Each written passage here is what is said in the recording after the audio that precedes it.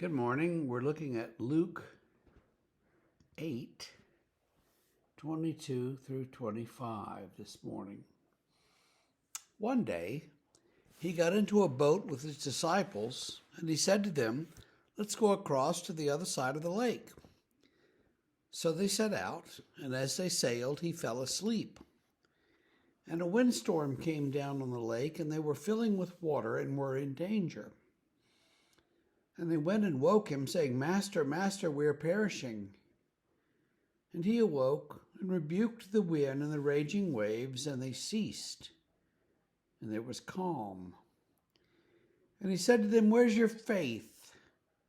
And they were afraid and marveled, saying to one another, "Who then is this that he commands even the winds and water, and they obey him?" So we see here the kind of episodic nature of the Gospels. We read them sometimes and tend to think of them as though they were news reports. We're used to seeing things on CNN, and what we see is what happened today that someone, filmed with their phone. We see things that happened in important places, Washington, and there were cameras there.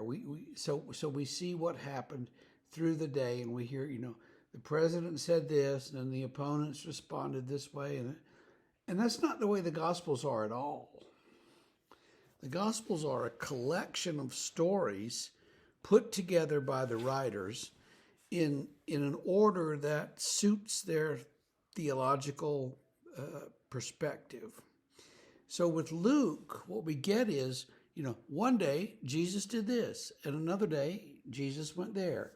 And it's not the next day and then he did this. It's just, one day he did something, he said something, and then another time he said this. And it's very, very episodic. So that's one thing we need to remember. Now, what he does here is he goes out on the Sea of Galilee, the lake. It's a big lake. But he goes out there with the disciples in a fishing boat. A fishing boat is like 25 feet long, open boat. It's kind of like a huge rowboat. And he's out there, and he goes to sleep. Another gospel says on the cushions. So there were some places to sit with some cushions, and that's where he fell asleep. In the Sea of Galilee, the way the mountains are, and the wind blows from the west, from the Mediterranean over the mountains and comes down, storms can come up very quickly. You'll be out there on a clear day, and all of a sudden there's a storm. And this is what happened here. Jesus is in the boat with the disciples, and all of a sudden it's raining and storming, and the wind is blowing, and there's lightning, and they're terrified. Of course they're terrified, because this is a scary kind of storm. I've been in storms like that in the mountains, North Carolina, where we were actually tubing down a creek on a hot summer day, and all of a sudden, over the mountain, here comes a big storm. And in 5 minutes, we went from hot summer day to pouring rain and lightning flashing. So it's a little like that there, but the Sea of Galilee is famous for these storms, and so it wasn't really unusual that a storm would come, and it's not really unusual that they wouldn't know it was going to come until all of a sudden there it is. Storm comes, Jesus wakes up and says, "Oh, stop," and it stops. And the disciples are amazed. Who is this that even the wind and the water obey him? Well, he's the creator of the universe, He's the incarnate God. So, yeah, he could do that if he wanted to. And in this case, he does.